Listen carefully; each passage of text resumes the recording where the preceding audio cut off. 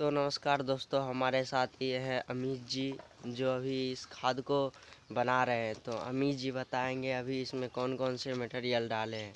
तो बताइए अमित जी, ये जो घन जीवा अमृत सर्वशक्तिमान खाद बन रहा है इसमें कौन कौन से मटेरियल डाले हैं। तो देख लीजिए, आप बताने जा रहे हैं, बताइए इधर। वंदे मातरम। सभी को नमस्ते। जैसा कि अभी हम इस समय घन जीवामृत का उत्पादन कर रहे हैं, बना रहे हैं, तो इसमें जो मटेरियल लगता है, सबसे प्रथम अगर बात किया जाए इस घन जीवामृत निर्माण में, तो सड़ा हुआ जो गुआ होता है उसको हमने इसमें 50 केजी डाला है।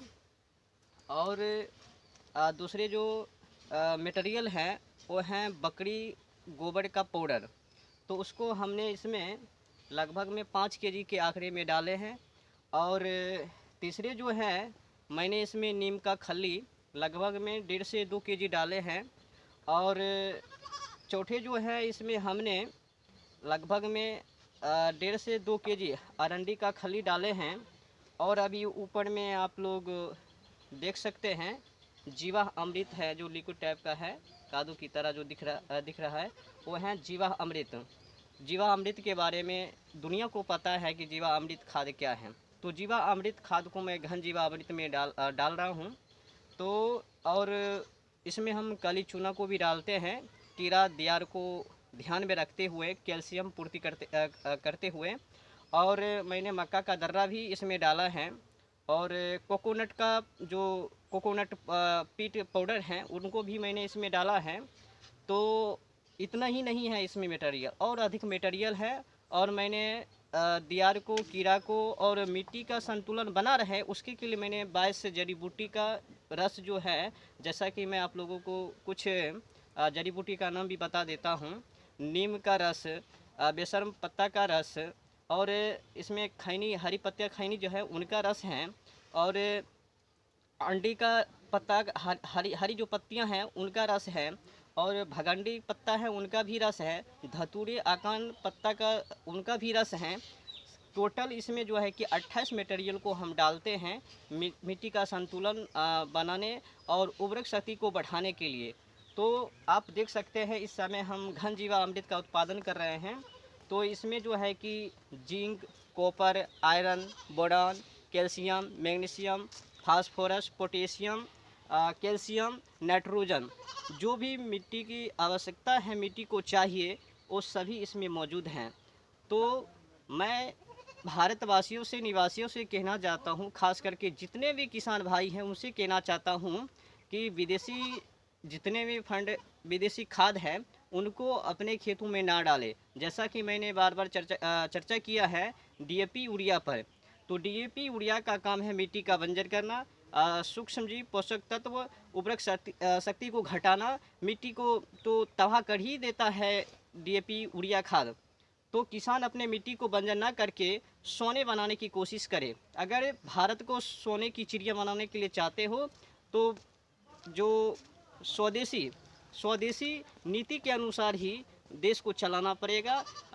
और जो व्यवहार है, कल्चर है, अपना संस्कृति है, स्वदेशी नीति के अनुसार जब व्यक्ति चलेंगे, देश को चलाएंगे, तो फिर से एक बार सोने की चिड़िया की ओर ये देश बढ़ पाएंगे।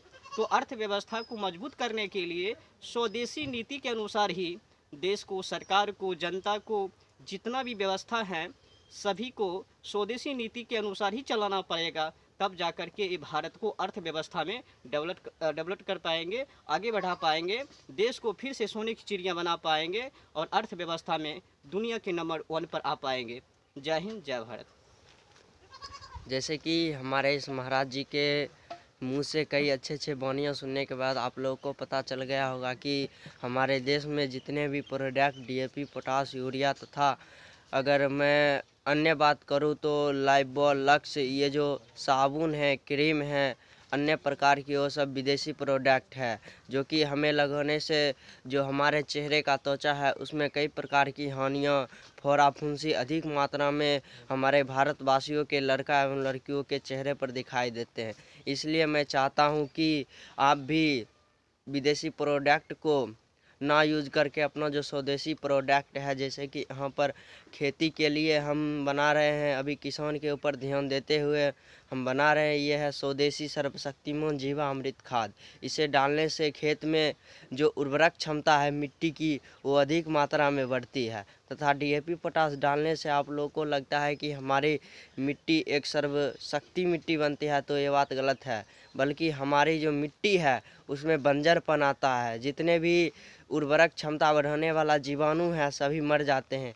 अतः DAP पोटास डालने से कोई भी उर्वरक क्षमता नहीं बढ़ती है। इसलिए मैं चाहूँगा कि आप अपने खेतों में स्वदेशी तरीक़ा से खेती करें, ताकि ये जो भारत है सोना की चिड़िया बना रहे। जैसे कि आप उन महाराज जी के मुँह से भी सुने हैं, आप जब तक स्वदेशी नहीं अपनाइएगा तब तक हमारा देश जो है सोना का चिड़िया नहीं बन पाएगा। इसलिए मैं भी आप लोगों से निवेदन करता हूं कि कृपया आप भी इस स्वदेशी प्रोडक्ट का यूज करें, ताकि हमारा देश एक फिर से सोने की चिड़िया बन पाए। धन्यवाद। जय हिंद।